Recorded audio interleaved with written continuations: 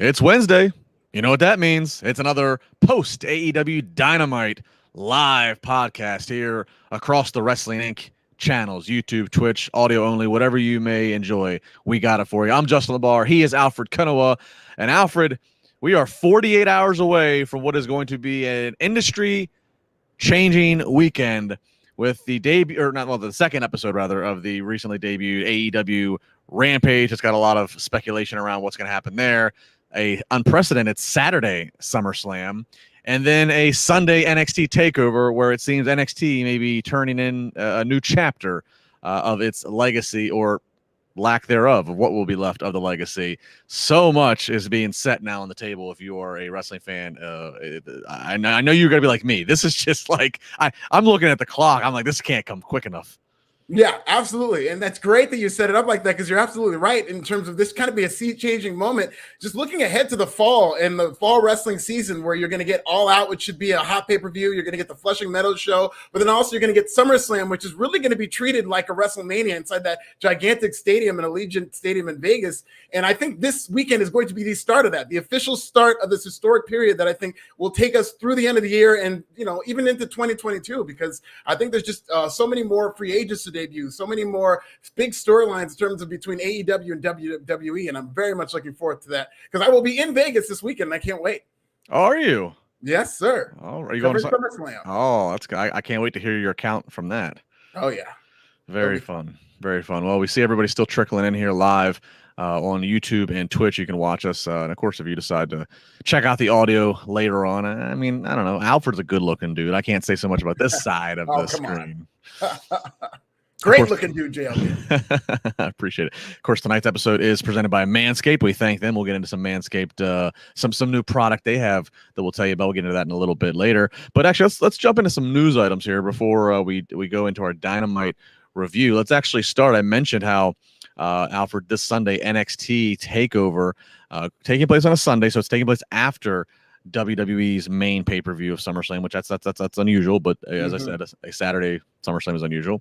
And again, a lot of talk about this NXT Takeover, Alfred, because there's been a lot of rumors and reports that with the mass releases and with the difference in booking of bringing guys like Karrion Kross up, that the NXT that we've come to love over the last 5 or 6 years may not be the NXT anymore, and that Vince is looking at it to be back to more developmental. Interesting, I should note to you, Alfred, and to our audience, normally on these weeks when there's a takeover, for Triple H, Paul Levesque always does a media call with us. I don't know about you. I haven't got a damn invite to no media call. Me neither. No, I haven't heard a peep about that. I mean, Wednesday is almost gone here, or at least the business day's done, so I got to think that's not happening. Normally we do them on Wednesdays or Thursdays. So a lot of talk about NXT, about what this Sunday is going to be. Is this truly the farewell of the Triple H era of the NXT that he's built up? And we should note that the go-home edition of NXT on USA Network Tuesday night drew 654,000 viewers. That according to Nielsen via Showbuzz Daily. That's down 12% from the previous week at 751.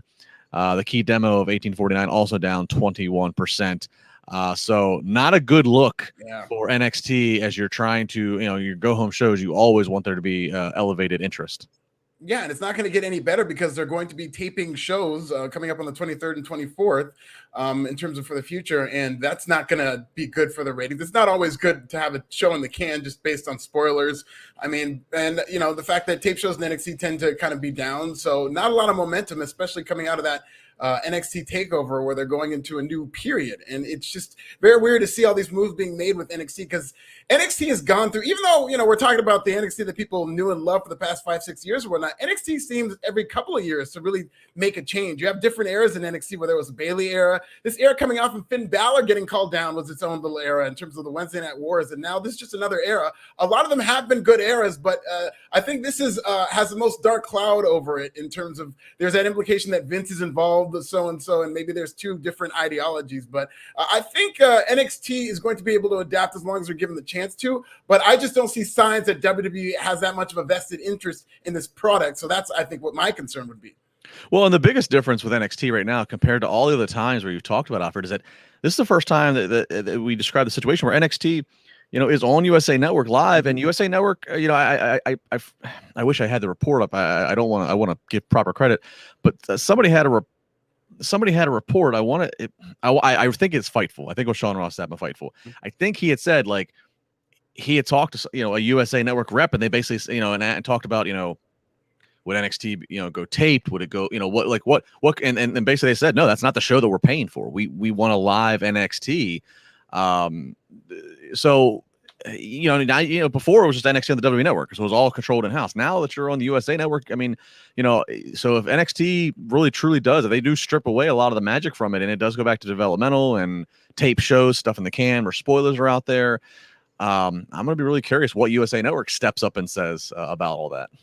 Yeah, definitely. And I think that came from Andrew Zarian. He has some pretty good reports in terms of the television network partners and whatnot. But no, that's absolutely right. And I would, it does show a little bit of sharpness on their end, because I know a lot of fans can't tell the difference between live and tape wrestling, but there is a difference to a lot of people. And just having it out there kind of stale, and the way they're doing it is not the best look for NXT and these TV partners for what they're paying for. And don't think that USA Network won't cancel something, especially a show on the level of NXT. I think the Peacock deal will help and give them a little more rope, but USA Network has canceled. They've got a high bar for the ratings, even though the ratings overall have gone down over the years. They've canceled Tough Enough in the past, which was doing very good numbers for them, just not good enough in that time slot. So it's all just going to come down to if it's worth what a rerun of Law and Order would do. And if you have tape shows and the numbers keep going down, and they take that for granted, it might get to the point where USA Network says, listen, we're not paying for this anymore. As much as we're paying you, we could make a lot more money in terms of profit with a rerun show.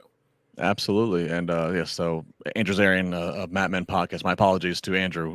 So great. He's been on top of a lot of stories lately. Sean Ross Sapp at Fightful as well, also, and then of course Wrestling Inc. All good sources for your wrestling news, and a lot of news there is these days. Keeping up with the news, again, all this you can read more on Wrestling Inc. about everything I'm talking about here. Brian Knobbs, of course, legendary one half of the Nasty Boys. It's finding out that his health not doing too well. Reportedly very, very serious. And Eric Bischoff on his podcast noted it was pretty serious. There's been a GoFundMe campaign that's going on right now that you can take part at, trying to reach a goal of 20,000. He's been hospitalized. So Brian Knobbs, a guy who certainly, if you grew up in the 80s or 90s like Alfred and I, all over your TV, both WWE and then having a stint over at WCW. Actually, Alfred, here's a little tie-in of Brian Knobbs, you and me. Is I think the last time I probably saw you in person was out in California, WrestleMania 31 weekend, and I was doing one of our meet and greet events, and you came out and I got to meet yourself. I think I met your brother too. I feel like yeah, he was there. I got to hang out with you guys, and Brian Knobbs crashed our party, and gave me the nasty pit thing. No, Pity City. That's what it. I was trying to forget it. It was wild times. But, yeah, that was awesome. Got to meet Vince Russo on that show too. Yes, Vince Russo was our guest. Vince Russo was our guest there. We did a wine tasting and a Hall of Fame viewing with Vince Russo, yes. And so a lot of good stuff. So a little memory down there. But seriously, our best to Brian Knobbs and his family. Hopefully things can get a little bit better, and it's not as hopefully things get better, and this is not the beginning of the end. Yeah, very, very high up on my list in terms of my favorite tag teams, because I grew up in that era, like you said. And one of my first LJN action figures was Brian Knobbs. I got to go get that and bring it up here. I'm thinking about having a setup where I have action figures back here, and he'll definitely be on that wall. And it's really unfortunate to hear this story, because the Nasty Boys were just such a fun tag team to watch growing up. Somewhere in my closet, I have one of his Nasty I Am shirts that he gave me that night, and I'm pretty sure it still has his armpit sweat on the damn thing. Oh, that's awesome. And I think 2.0 did a little tribute to them with their vests tonight. Very Nasty Boyish. I really liked them. Oh, I didn't even catch that. Good call. Yeah, I didn't even catch that. Good call. That neon paint, really cool. Good call. Johnny Skeletor, 199. Alfred, please tell me your Applebee's date was more exciting than Raw. I love the show, guys. Keep up the great work. I appreciate that. I think they're talking about it. We referenced this like last month during a pay-per-view podcast and whatnot. A couple days after that, it went very well. I will say, I'm not going to give too much details. I will shout out to our sponsors, Manscaped over here. They just have the here it is, the best cologne, the best clippers and trimmers, and I definitely use some of that stuff shortly before the date. And it always seems to just make me more aerodynamic in terms of how great this product is. So shout out to Manscaped for changing my love life for the better. He's big, he's nasty, he's aerodynamic. I love it. Oh man, we'll get back to more Manscaped again. Jody Shauna Jenkins, 5 Canadian. I totally thought Dan Lambert was going to bring out Max Caster when he did his cancel culture speech. Plus AEW is electric. Nothing else is even close. Good booking there, Jody. I don't know, Alfred. I don't know what you've heard or what you take from this. I Max Caster's days in AEW might be done. That's what it seems like, so much so that now you're getting the whole crowd that thinks this is a work, and it seems like, I don't think it is, but yeah, it does seem like he's operating as a man who has plans outside of AEW. Yeah, so we'll wait and see what's going to come of that. Jump back over to WWE, or at least current WWE. So Sasha Banks and Bianca Belair, they have a women's championship, a SmackDown women's championship match at SummerSlam. Now, this has been a point of conversation now because both ladies were pulled off of advertised live event, and then we haven't seen them on TV, and so there's a lot of concern about, like, in this day and age, is it COVID? What is it? So there's a lot of question about this. One of these pillar matches to SummerSlam not happening, but now in an update, it seems they are now cleared for in-ring action, and barring something unforeseen, they will be performing at SummerSlam. That according to PW Insider. So I don't know what exactly to make of this. I mean, they're cleared. That could be COVID. That could be concussion protocol. I don't know. Yeah. I mean, if you read the tea leaves, it does look like it might be COVID related, just due to the fact that they both were pulled from multiple shows. Maybe they were just kind of concerned that somebody had contacts. It's you don't want to speculate too much in terms of what happened. It just looks like it's a good thing that, again, like you said, cleared could mean a lot of different things. And coming up to Showtime, this is one of their bigger matches. It's their biggest women's match on the show. So it's actually very good news that they're going to be able to compete. But it was very weird to see them getting pulled from all those shows, because for a while, and even still, I don't know if 100% we're going to see both of these women in this form in terms of our SummerSlam match. Yeah, so we'll have to keep our eye on that. Of course, SummerSlam this Saturday night. So, of course, you can check out Wrestling Inc. For all the full coverage and a live podcast after the event. And last piece of news we will touch on, of course, this is what everybody's really discussing right now that's leading into Friday, is CM Punk. Of course, CM Punk, he's expected, it's rumored he's going to make his long-awaited return when he appears Friday at the First Dance edition of Rampage at the United Center in Chicago, which is sold out. And according to Fightful Select, so here we go, Fightful, TNT officials are reporting and operating on the assumption that Punk is coming to AEW and that he's going to be there. So this is actually where my mind got mixed up. So this is at Fightful, and them talking to TV execs. It's TNT and Warner Media. They're pretty pumped. They like all this buzz. They like this assumed hype, an assumption that CM Punk is coming over to their programming. And according to the report, Warner Media is ready to put the entire promotional machine behind CM Punk and AEW if and believed to be when he shows up. I love stories like this because, it might not be the sexiest thing hearing about what executives and television executives think, but this is a vote of confidence for professional wrestling. This shows how excited Warner Media and TNT is about having pro wrestling on its program and what it will to push for pro wrestling when it's gotten hot. They seem to be very much aware of how hot AEW's gotten. They just came off that month-long streak of 1 million or more viewers, and now it looks like, them knowing that CM Punk is coming, allegedly, which it's almost 100% he's going to be there for an assortment of reasons. But when he's there, it looks like they're very excited about it. And the fact they're willing to push it says a lot about it, especially when you look at Rampage. It's good that Rampage is this show that AEW is now trying to establish on the same level as a Dynamite. And the fact that they have a vested interest this early, I think will be a very good thing for AEW. Yeah, it'll be interesting when Rampage settles into some tape situations. We'll see how the tape show, Raj and I were discussing this Monday. Will the tape show be able to sustain momentum? Yeah. And my argument is, even if the spoilers are out there, we saw it with SmackDown for many years. SmackDown, even when if something big happened, a title change or something, like, sometimes that encouraged people. It gave people a hey, you got to come over here and got to see it actually happen. So I think as long as the the quality of talent and the importance of the storylines is still happening, I would hope that they can still sustain Rampage momentum. So yeah, it's a hot time right now for AEW. A lot of hype, everybody's just counting down. It's kind of like you're counting down for that night with that special someone, fellas. You know what I'm talking about. You got to be ready. You have got to be ready. And that's when you turn to our friends at Manscaped. Now, of course, Manscaped, we thank them. They are huge supporters of the Wrestling Podcast, helps pay the bills to afford Alfred and I on here talking with you folks every single week. But Manscaped, they are the best in the men's below the waist grooming. They are the champions, all right, of the world. Manscaped, they offer precision engineered tools for your family jewels. Manscaped just launched, Alfred, their fourth generation trimmer, the Lawnmower 4.0. You heard that right, the 4.0. Join over 2 million men worldwide who have trusted Manscaped with his exclusive offer for you. That's right. We got another offer for you, all for just sitting here watching and playing along and supporting. That's right. Use the code WINC20 and save 20% plus free shipping over on manscaped.com. Worldwide shipping with the code WINC20. I mean, like, imagine, look, Alfred, look. I don't get to live the bachelor style that you do, but I'm a married guy. I got kids. I mean, I'm on podcasts. I'm busy.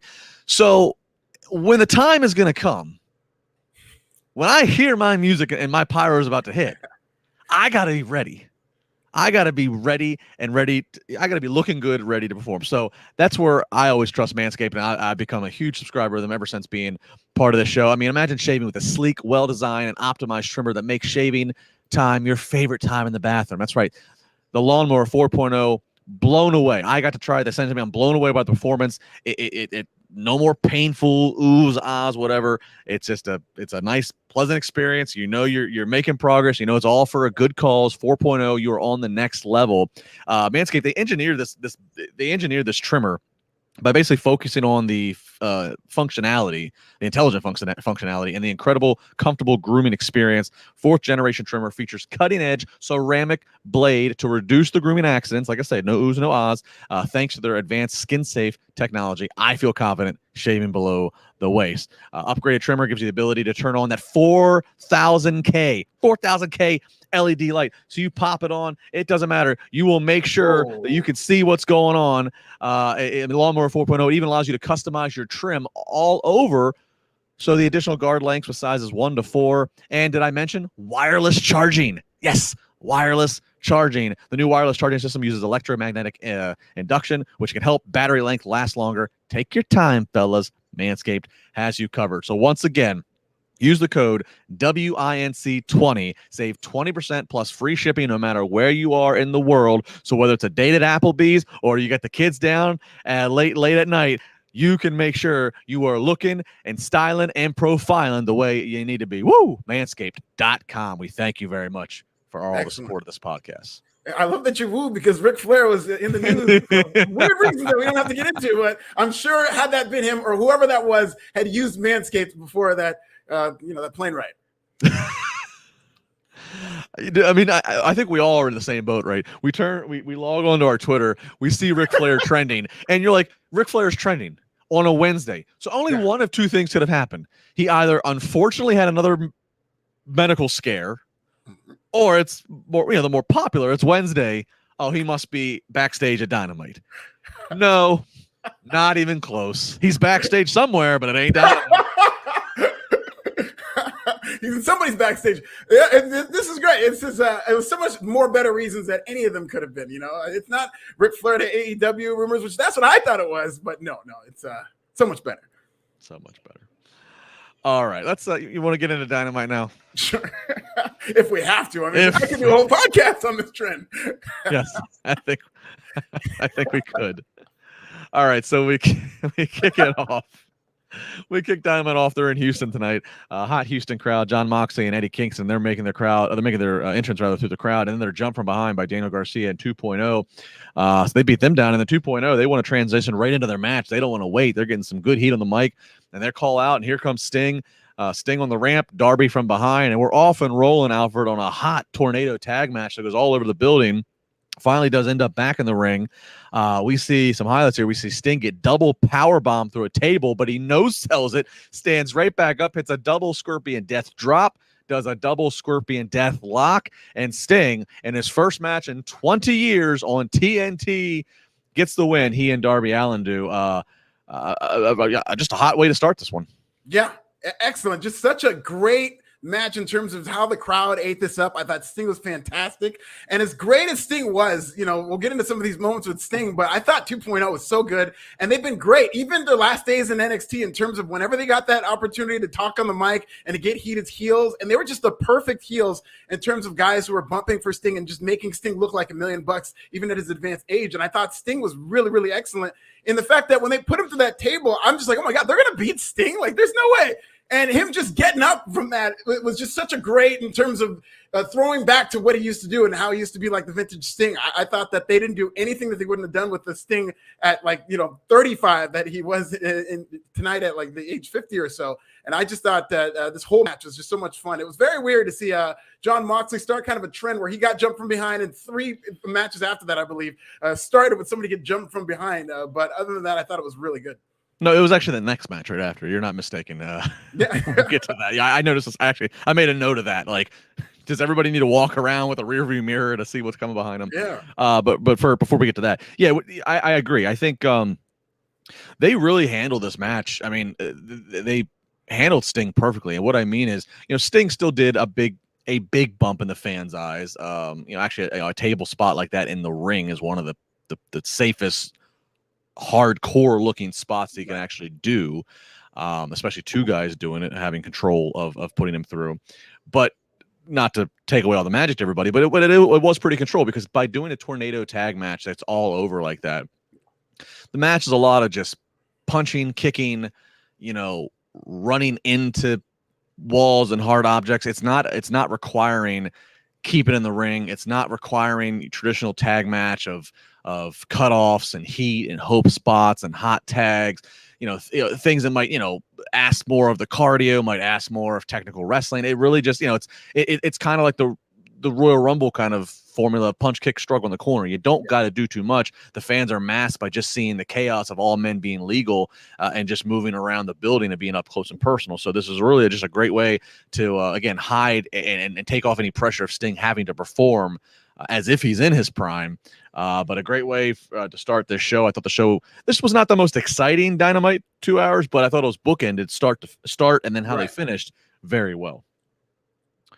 So Darby Allin and Sting stand strong. Of course, Darby Allin, he's, amidst a lot of the CM Punk rumors with best in the world references. And so we'll have to wait and see if you caught the United Center First Dance package they aired. The last thing they promoted is Darby Allin is this close to becoming the best in the world. So a lot of moments right now. We're all fantasy booking of what could be Friday and beyond.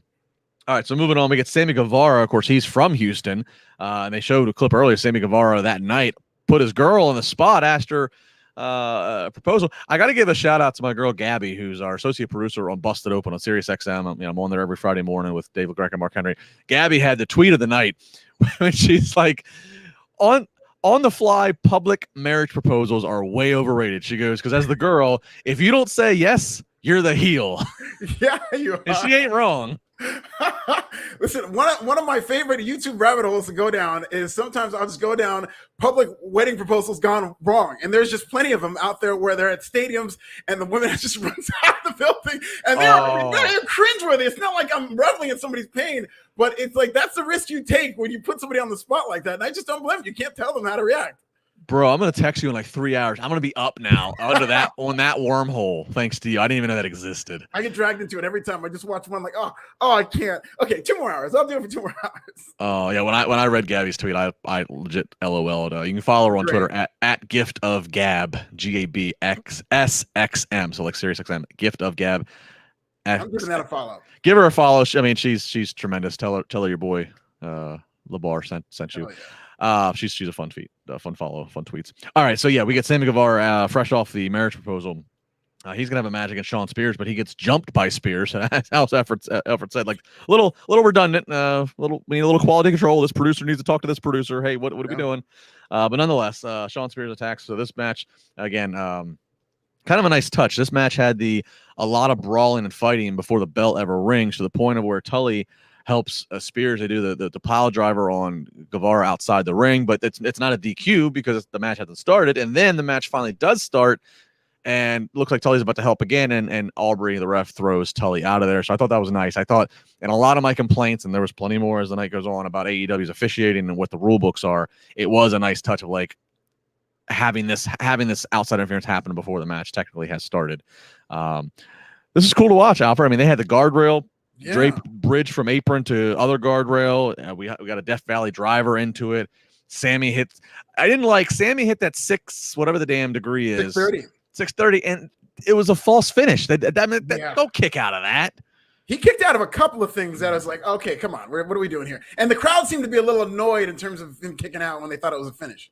Yeah, it should have been done there. It should have been. Sammy ends up going on to win, but it should have been over at the top rope move. But Sammy gets a win, hometown boy. Sammy Guevara on a babyface rise here.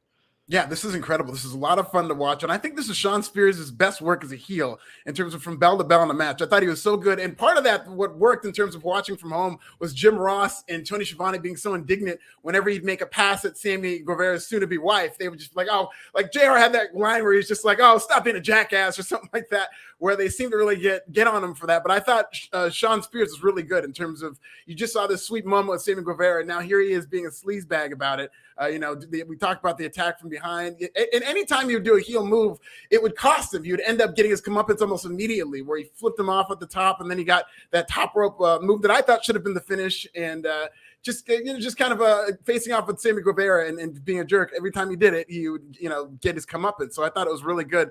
It could have ended at that first or even second false finish, but I thought this was really good. Yeah, overall it's enjoyable. Again, the crowd's really into it, so that helps. That helps keep you into it if you're watching at home. But yeah, again, it's one of those. That's probably like the biggest thing. AEW's a lot of talent, fun talent. It's never a dull show. I'll always give them that. It's never dull. It's never redundant. I mean, they know how to never recycle, which obviously that's like the theme of Raw. But that is my biggest thing I'll say about AEW. Besides the officiating blurred lines of rules, is like, sometimes just know when to stop. Yeah, like we don't have to overproduce every segment. We don't have to have not everybody has to have FaceTime. It's kind of like I don't like indie wrestling being used as a derogatory term. I help work with a very good independent wrestling company, but there is the negative connotation of like, oh, that was too indie, and something like, let me hit that spot and that to still be a kick out to keep going. That was too indie. Definitely agree. Gaming Sage Pro $2. Sammy hurt Spears bad. Sammy needs to be careful. I didn't get it. Spears did start bleeding pretty profusely toward the end of the match, and I hope he's okay too. But I will say that was fortuitous, Drews, in terms of what we're talking about. In terms of there were a lot of false finishes, but it wasn't until the man started bleeding for real that he finally lost, almost as if like you slayed the dragon. So I thought from that standpoint, it helped the finish. But yeah, he was bleeding pretty badly toward the end, and I hope he's okay. I'll admit I had I was multitasking, taking notes and doing other things. I saw Sammy. I did see in the final pinfall he had Spears' blood like smearing on his leg. I didn't catch what prompted the blood. So I don't know. So I missed that. So I apologize. If anybody, I'll try to keep an eye on the chat. If anybody has that, you can pass it along. Yeah, there were a couple of strikes toward the end where one of them seemed to connect for real. And I'm only assuming that might have done it because that's when he didn't bleed for much in the match. It wasn't until the very end. But yeah, we'll see what it was. Very good, very good. We get a segment. This was a segment that we thought we might get last week here in Pittsburgh, and they decided to push it off. I know Alfred get excited for this. Dan Lambert, of course, MMA gym and coach and owner Dan Lambert. He's out there. He's cutting up again on the fans. You're not hardcore. You just need a hard on, and it just attacking the fans. Cancel culture. And here comes Lance Archer to cancel Dan Lambert, but then he's jumped by Scorpio Sky and Ethan Page, and I knew I wasn't even gonna bother texting you, Alfred. I was like, let me just save it for the show. I knew that you were loving this. I absolutely did. I think this guy is so good. I wrote on Twitter, pound for pound, the best promo in the business. And I only say pound for pound because he doesn't get to be on TV every single week, so doesn't get that chance to be watered down. But when he is, he's amazing. And it just goes back to his Impact days. I just thought he's so good at seeming like he legitimately despises these fans. He puts so much passion into his promos. And I do think that while he probably is a fan of AEW and in real life, you probably appreciate what these guys are doing, I do think there is a part of him because he is a legitimate life lifelong wrestling fan who collects all these rare belts, I think there's a part of him who just misses that old school type of wrestling and sees what AEW does and thinks that some of that spits in its face. And I just thought that this was very good. I liked how, okay, this is the third straight segment that we now saw somebody get attacked from behind. But I did like the fact that they did have an out for like, okay, Lance Archer is going to go in there with these two shooters and what he's going to run down. Like they would have then seemed a little like pro wrestling, but I like the fact that they got out of that with Lance Archer on his way and then he got attacked so that we didn't have to suspend our disbelief too much. I'm curious what the end game is here. What are we building to? That's a great question for this feud. I don't know if this is because this is now 2 weeks with Lance Archer, so hopefully they're not just doing it just to do it, but hopefully Lance Archer finds somebody. Maybe it's Braun Strowman. Maybe we get Lance Archer and Braun Strowman against, I don't know if it would be the UFC guys, Orlovsky and Junior Dos Santos who were there tonight. I don't know how much wrestling training they have, but that is a very good question because as entertaining as this is, it has to have some kind of end game. Yeah, I mean, I don't know. Did WWE ever trademark Get These Hands? Oh, it's a good question. But it's like we have so much to promote. AEW has so much to promote. Obviously this Friday, and then All Out, and then the Arthur Ashe show at Queens. Like, so, I mean, there's and then they'll have a pay-per-view in November, I believe. So so there's plenty of destinations to. I'm just curious what it actually is. So we'll keep an eye on that. They might and this might be a more disappointing future, but they might spin this off into a feud with Lance Archer and the Men of the Year, Scorpio Sky and Ethan Page. Which, given the potential of Dan Lambert talking for whoever he ends up talking for it, I don't think they're going to be able to use him that much. So they're probably just using this segment to get attention on what they're doing with Lance and the Men of the Year. No, that's a good point. I could see that. Gaming Sage Pro came back in. It was a knee, of course, referring to my question about how did Sammy busted him open. Dave Boyce, his knee hit him hard way. So thank you, everybody, for filling me in there. You're kind of like our third man here on this podcast, helping us out. All right, so then we get the Young Bucks versus Jungle Boy and Luchasaurus. Young Bucks always loud in their outfits, so loud, in fact, that my wife walked into the room and she's not real familiar with, I guess, at least seeing the Young Bucks in their entrance gear as of late, and she goes, "Whoa! It looks like somebody's mom went a little crazy with the glue gun and decorations." See, that would have been the tweet of the night. Pink Dior Jordans too. And I said, I was like, those are two of the executive vice presidents of the company. She goes, it doesn't look like it. So the Young Bucks not over with Mrs. LaBar. That's hilarious. Bucks versus Jungle Boy. The crowd was so into this. This was a hot crowd. There is so much going on here. I'm not even going to try to do play-by-play of it, but there's you got Christian trying to get out there. You got Kenny Omega with the chair hitting Marco's stunt. A terrible distraction of a brainbuster suplex into the chair. It's a false finish. A lot of near falls that had the people actually believing maybe Luchasaurus and Jungle Boy are actually going to take these titles off of the Bucks. But at the end of the day, the Bucks end up getting the win. And then after the fact, it's a big all out, being the elite brawl and beat down, namely really attacking Christian. Of course, Kenny Omega and Christian still have another match lined up to go here. Alfred, what do you think of the business overall that's being accomplished here? I guess, the match and then the stuff with Omega and Christian, who, real quick for your answer, did you notice what Kenny Omega was wearing, his shirt? Oh, no, I didn't. I should have paid attention to it. But it was a nice shirt. I knew the colors, but I did not pay attention. What was it? So, of course, he had the Cookie Monster shirt a few weeks ago, which we noted the tonight was Chick Magnet. I knew it. So another. What does CM stand for? Yes. CM. Again, if you're a new fan, CM Punk. The rumors, of course, and there's always been a long-standing myth of what does CM Punk mean? Is it Cookie Monster? Is it Chicago Made? Is it Chick Magnet? All the stuff, and there you go.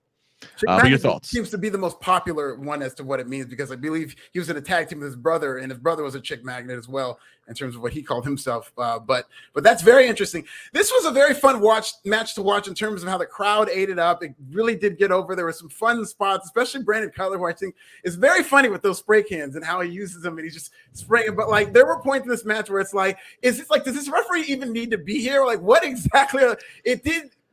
Forget the distraction spot with the chair. Yeah. Sorry, go ahead. I absolutely understand.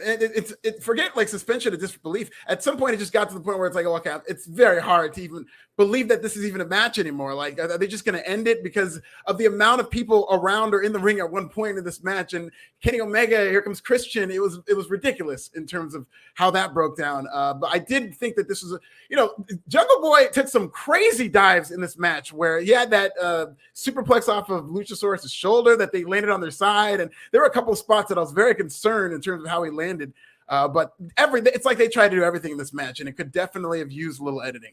It's that indie again, overproduced a little bit. That's exactly what this was. I want to get some love. We just started in the last couple of months live streaming to our Twitch channel. So if you're a Twitch person, so you can comment there as well. I want to give some love to that. Delin13, do you guys think that the Young Bucks what they're doing are getting stale? No, actually, I'll be honest. I actually think when the Bucks started turning heel, when they did the whole thing of like, are they with Kenny or are they not? I was very head scratching. Like, why would you take one of your most over babyface acts and like even do this? But I actually think that they're tremendous heels. Yeah. So I'm actually cool with this. I absolutely love this gimmick. I love that they're adding little wrinkles to the gimmick in terms of not only aesthetically, but now when they're doing promos, they're shooting basketballs, and it's very funny and they're very entertaining in how they are presented as an act, especially with Don Callis there. I think with so many personalities and moving parts of this table, it could very much easily be a mess. But what's ironic, it's not a mess until they get into the ring. Like, their matches are a mess in terms of the people involved and whatnot, but their promos and the act, despite all the personalities that they have to get over, is very, very good. It clicks really well with the Elite. Another Twitch comment, Naft_gaming. Wait, I thought he was wearing an old Miz merch. Of course, the Miz used to have a chick magnet shirt once upon a time. That's good little reference there. So again, appreciate everybody watching live on Twitch. Shout out to everybody who's, a lot of the people watching live on YouTube. And again, if you're watching this after the fact, thank you. If you're listening to this after the fact, I always love it. I always ask for this call to action every now and again. Tweet me, tweet Alfred at This Is Nasty. I always love to hear, how do you consume this podcast? Are you commuting to work?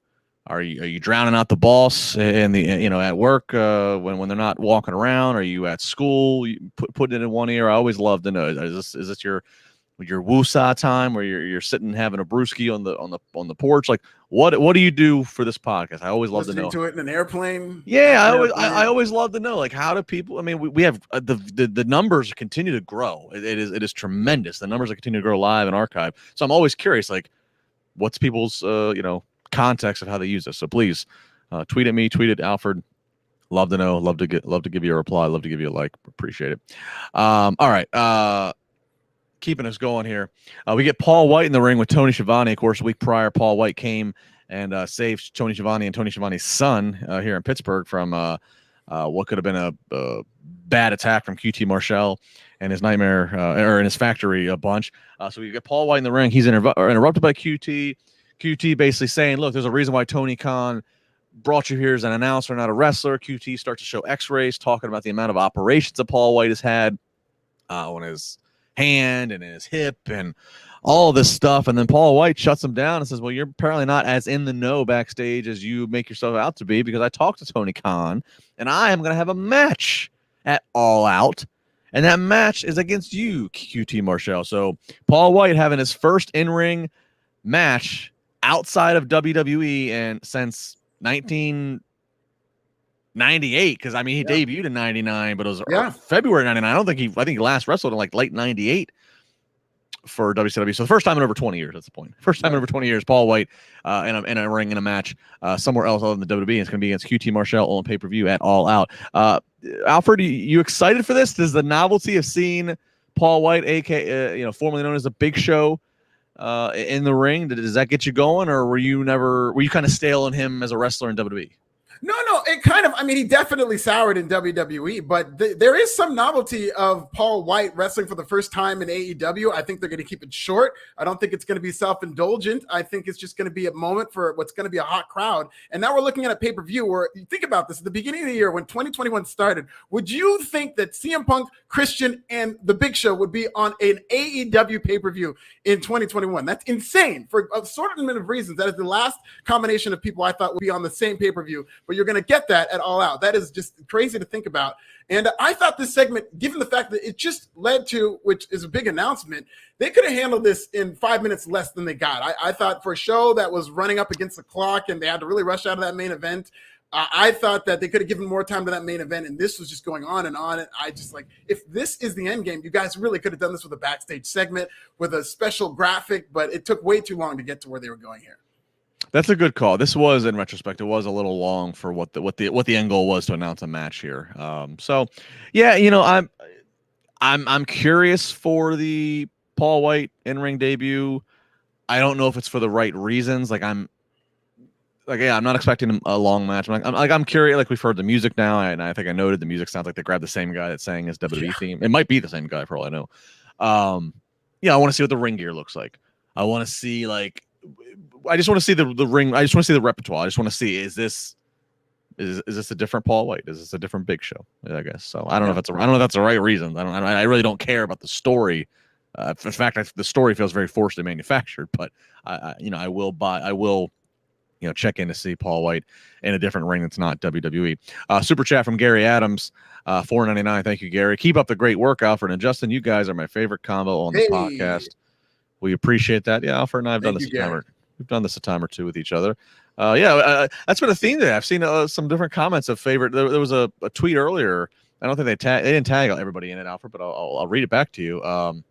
There was the account it's the husband and wife, and Mr. and Mrs. account. It's the Adventures of Mr. and Mrs. Eisted, I think. That's right. And it said Mr. and Mrs. picking their top 3 Wrestling Inc. all-time podcast peeps. Wow. Mr. said Matt, Morgan, Raj, and Justin. Mrs. said Justin, Glenn, and Alfred. Looks like Justin LaBar is the real winner here. So yeah, you got over with both of them. I'm pleasing the husband and the wife here. I'm a family favorite. Man of the people. Man of the family. Man of the people. Justin LaBar. Wow, look at those pull numbers. I love them. Yeah, I love it. All right, moving on. We got Hook and Taz there in the ring. Or actually, before that, we actually find out there's going to be a tag team kind of tournament situation that's going to go on to determine number 1 contenders for the Bucks, and whoever is going to face the Bucks at All Out for the titles in a cage match, so no outside interference. That's good. I plenty of tag teams out there for them to work into this. Yeah, absolutely. You're talking about this like eliminator tournament, right? In terms of yeah. That does seem to be sprung kind of randomly, but I like that they're doing this and they're keeping the emphasis on that. And that steel cage match should be wild. I mean, I'm very much looking forward to what they do, and hopefully it doesn't get ruined by outside interference. Well, speaking of interference, Hook and Taz are in the ring, and they get ready to bring out Ricky Starks. He comes out, and then he wants Brian Cage, but Brian Cage ends up getting attacked from behind backstage by Powerhouse Hobbs. And then the rest of Team Taz, departs and hits to the backstage. I don't know what it is, Alfred. I'm sorry. Team Taz stuff just has not clicked to me. Up to this point, it has not clicked. No, you're not the only one.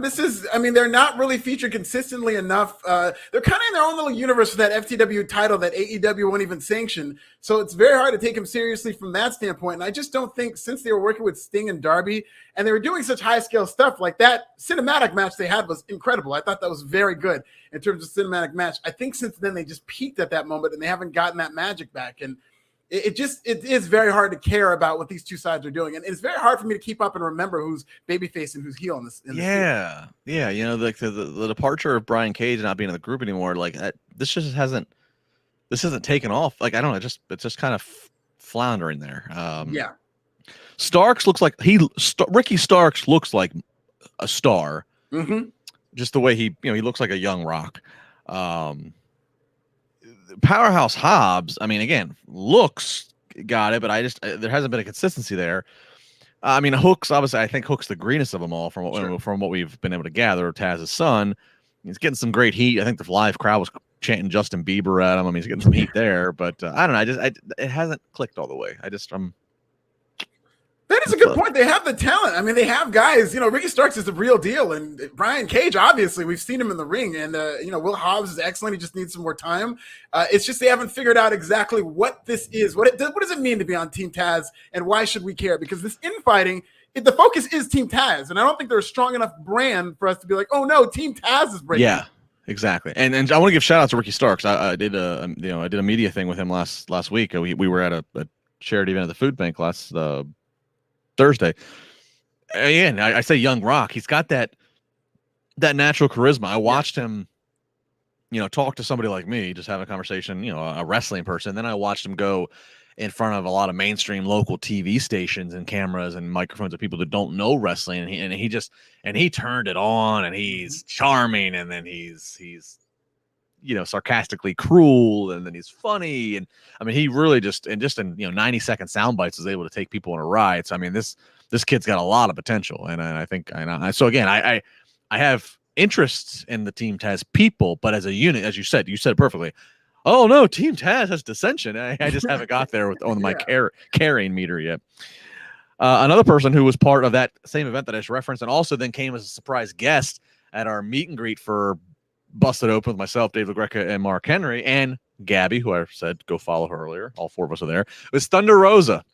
Thunder Rosa, I saw her a lot here last week in Pittsburgh. She is over like Rover with her Texas neighbors, Alfred. She's up against Penelope Ford, and she is the fan favorite if there ever was so, and rightfully so. And a pretty lengthy women's match by AEW standards. Thunder Rosa gets the win via submission. I thought Thunder Rosa, I would sign what you got to sign to keep her.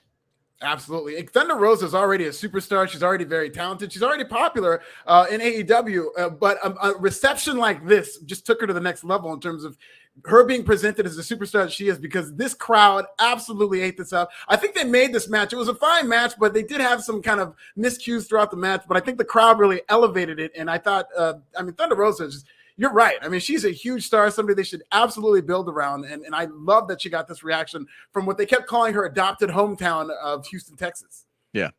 Thunder Rosa, I mean, she, billed from Mexico, obviously, I'm just surprised. Again, I know there's much more to the story, and you can go on Wrestling Inc. and find it in the archives.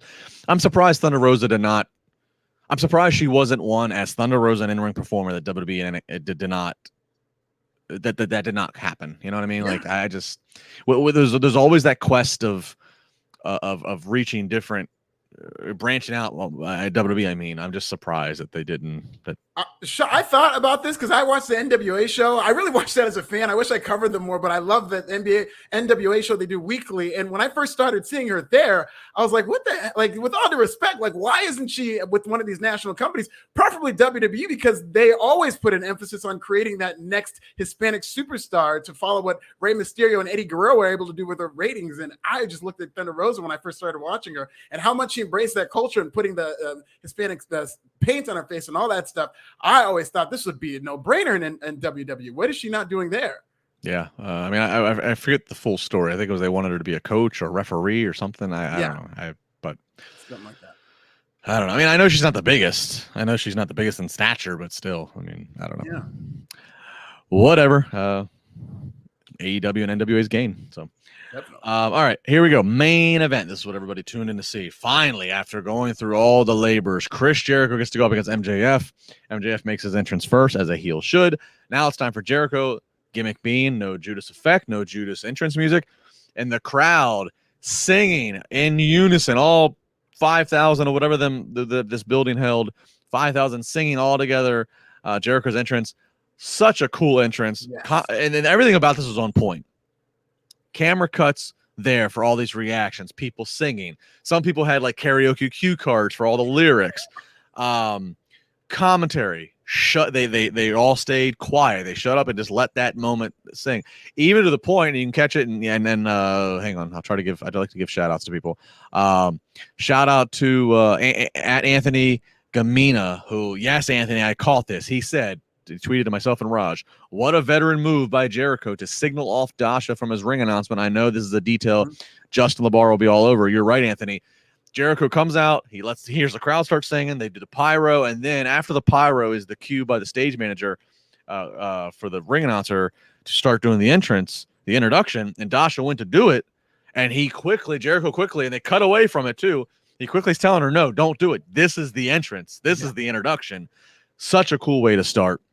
That alone, Alfred, I thought that alone, you already have this match. This in my mind, this match could have been a co-main event for an all-out type of an event. So the fact they're giving it away on free Dynamite, I was a little bit shocked, but just that entrance set the stage perfectly. One of the best television moments in AEW history. It is something that I'm going to be watching over and over. I already saved the tweet and downloaded the video just for my viewing pleasure, because I just loved that this audience was able to sing it in unison and just kind of play him out to the ring. Made Jericho come off as a huge star. And that's very interesting. I love hearing that nugget of Jericho cutting her off, because I definitely noticed she started, and his opponent, she stopped. And my thought was, whoever, whether it was Dasha cutting herself off, whether it was her mic getting shut off, or whether it was what it ended up being, Jericho, whoever made the call to have her stop that entrance is on the ball, because you do not want that stepping on what was a great moment, and what, I thought was just so much fun to watch these fans singing word for word Jericho's song and doing the Judas. This really should be his entrance, really. I like this as much as that Judas entrance with the music is great. It might get old after a while, but this should be the entrance with no music and the crowd singing. Yeah, if you go back and watch it, as soon as the pyro's done, she starts, and she doesn't get very far, and he was quick. So who knows? I don't know if he told her ahead of time, look to me, let's see. Like, I think that you think that's a hope. If you're telling everybody you can't have the entrance music, you kind of hope that maybe the fans who already sing it anyways would do it. So I don't know if he said, look at me and let's see if they sing it. Maybe if they don't sing it, well, we can't just have dead air. So then just go ahead and announce me, and that'll get them going, whatever. But he quickly did this real quick, and they cut the camera away to all the different fan reactions that I was referencing, and it really worked. And I like that idea, Alfred. Maybe moving forward, have his music start to let everybody know he's coming, and to get them all on the same page so they know where the song's at. But then, kind of like what they were already doing, they would let it play until he got in the ring, and then they'd always fade it down and let fans finish it.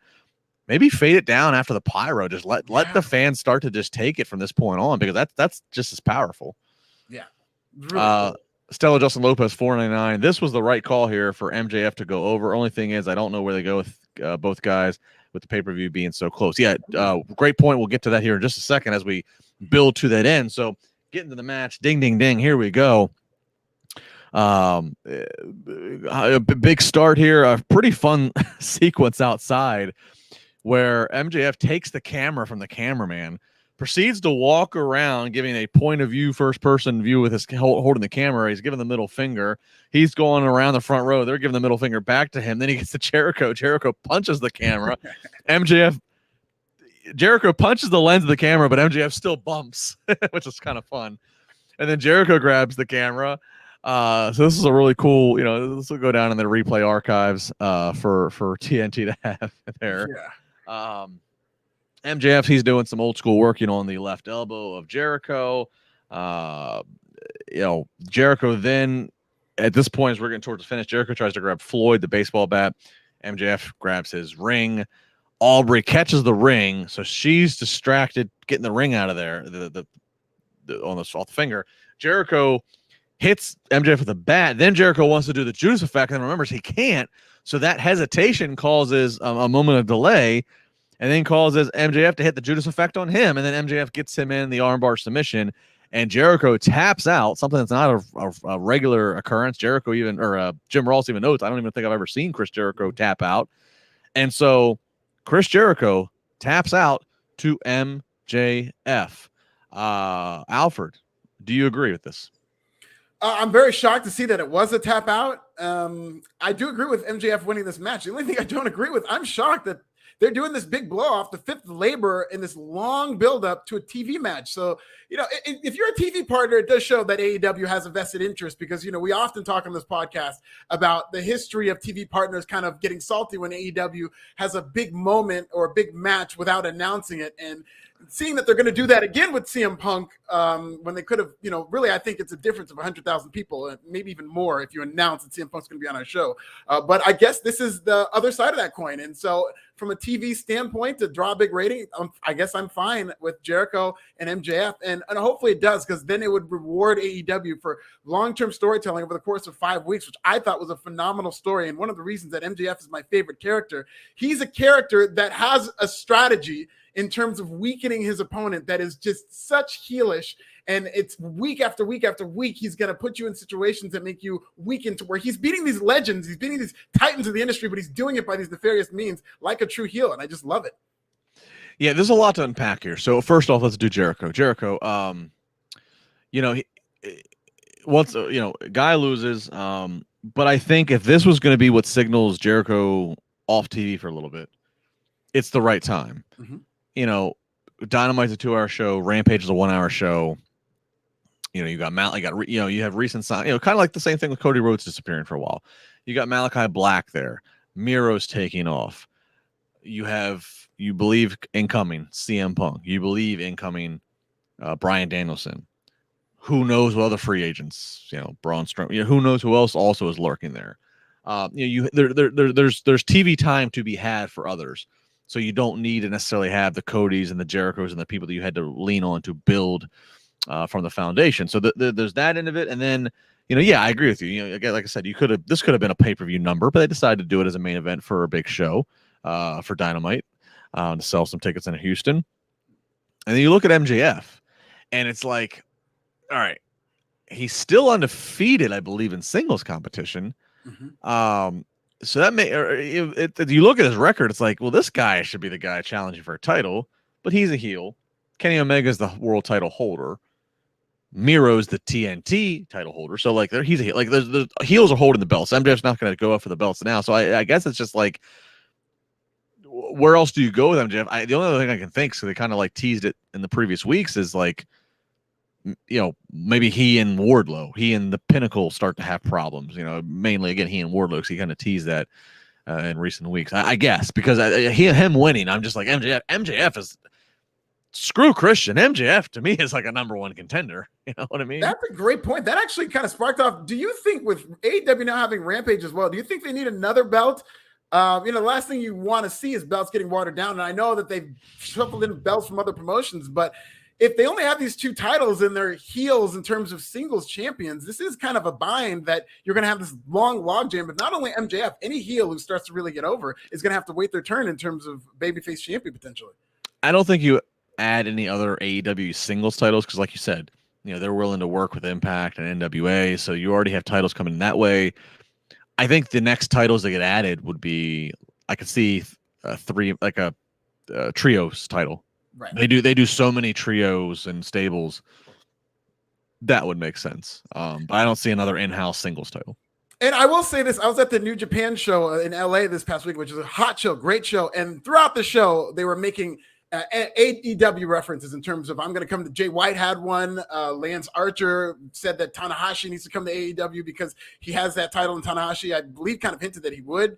So maybe one of these titles from another promotion is something that MJF could, sink his teeth into. Yeah. So I have to see. From Twitch, House Hardy, Justin LaBar. Yeah, House Hardy, thank you. Little shout out there. Yeah, I mean, a lot going on. And then you got Matt Hardy. He's on a collision course with Orange Cassidy. I love that. There's just, could you imagine Orange Cassidy on the Hardy compound? Oh, they could do all kinds of great stuff, especially if they have one of those final deletion type matches. I mean, there's all kinds of zaniness you could see. I love it. Yeah, so that was AEW Dynamite. So again, we are kind of, again, if you didn't catch the first 60 seconds of this podcast live, I'll kind of reiterate. We're just a little under, if you're on the East Coast time, a little under 48 hours away from the start of what is going to be, it is going to be a history book changing weekend. If you're a wrestling historian, or depending on how old you are or what have you, there's different periods of time that you can look at and you can go, this was a just industry defining change. You can look at it in the early 80s when Vince Jr. buys the company, takes over WWF from his father. You can look at, January 84, I think, when Hulk Hogan beats Iron Sheik and Hulkamania. You can look at 85 with WrestleMania starting. You can look at May of 96 when Scott Hall and Kevin Nash jumped over to WCW. You can look at, there's so many things you can look at, and then I just can't stress. You have Wednesday, or it should be a Friday, Rampage. We think CM Punk is returning to wrestling and is going to shake things up with AEW. That's on the rise, while WWE is certainly dealing their PR battles and their morale. Then you have a Saturday SummerSlam in a stadium. So a big WWE show. They can try to react and answer with a big punch. And then you have an NXT takeover on Sunday when NXT, a lot of questions about what's in their future. So this is going to be one of those weekends where we are going to look back and we're going to know things happened that were important one way or the other. In addition to all the shows you mentioned, don't sleep on Friday Night SmackDown, because we were on the NXT podcast last night, and Glenn Rubenstein, shout out to him, floated out an idea that I thought was brilliant in terms of WWE.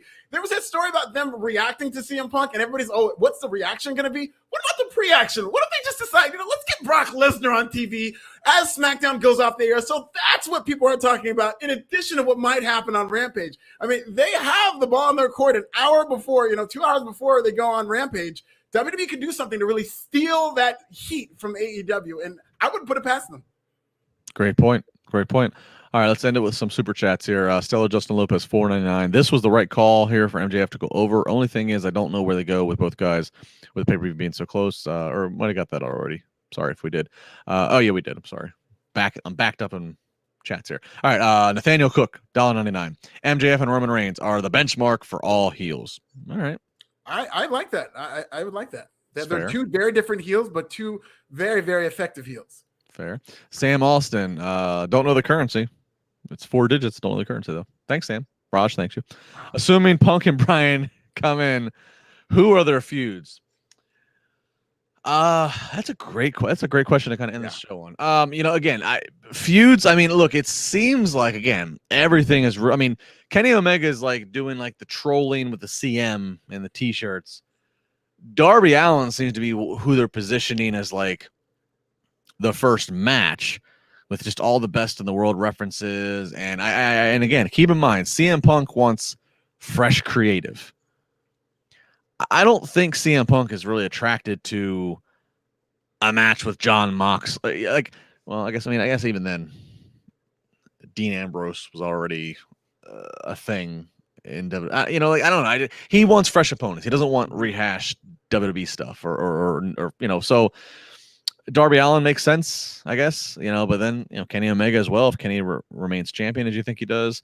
Bryan Danielson, where do you Bryan Danielson, I know this would be 2 former WWE guys, but man, Miro is on a roll as a TNT champion. Bryan Danielson coming in, I don't know. I could buy that.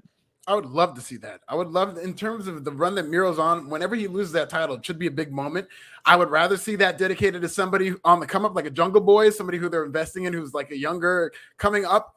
But I think Daniel Bryan would be a great choice for that too. And it'd be the only thing that could take that TNT title to an even hotter level than it is right now, because Miro is doing such great work. And, we saw Kenny Omega lose this past week. Haven't seen Miro lose since he got that title, and he's been dominant. So if Daniel Bryan were to take it, then I would at least keep it a really relevant title.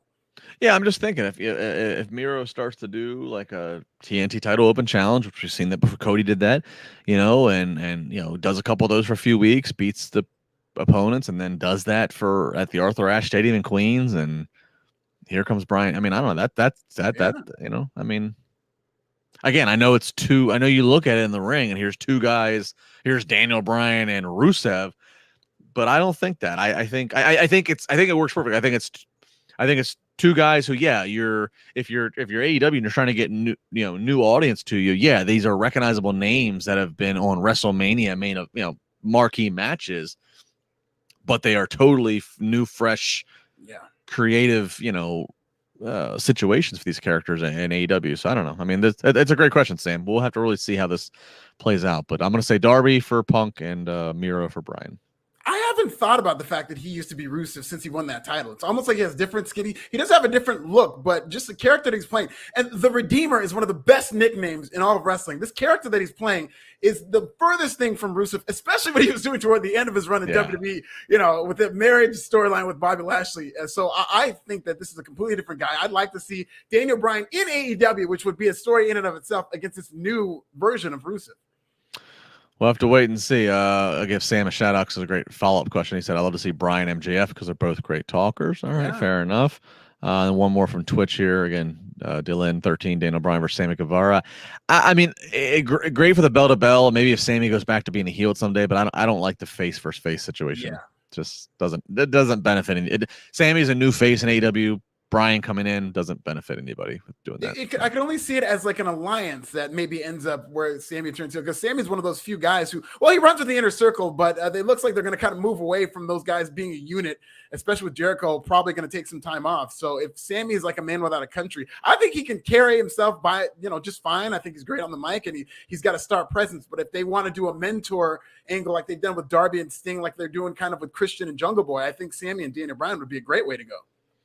And I'll finish it off with a friend of our podcast, Jax Collins, saying, LaBar, will this make fans turn on Darby? I assume he means Darby versus CM Punk. No, Jax, because as I just poo-pooed on face versus face with Bryan and Sammy, the AEW smart fans, they have walked a pretty good balance. They still know they all appreciate like how good of a heel MJF is, but they still know to boo him. They seem to know to play along, which is good. So like, while they'll know that they'll just to kind of encourage Darby and Punk, I don't think that they'll turn on Darby. I think honestly, depending on how they produce this debut Friday of Punk's, I think whether it's Friday or next Wednesday or at All Out, I think there'll just be a certain pop for like three generations. If you see a Sting, a CM Punk, and a Darby Allin all in one ring looking at each other, just wow. Yeah, that's a great way to put it. 3 generations. So that's just kind of how I look at it. So no, I don't think this will harm Darby, if that's what you're asking. So yeah, this will, if anything, it'll elevate him. Yeah, it will. So that's that. That's gonna be a wrap. That's the news. That's the Dynamite review. Manscaped. That's the below the waist grooming. Do what you got to do, fellas. Do what you got to do. Alfred, any final thoughts for tonight?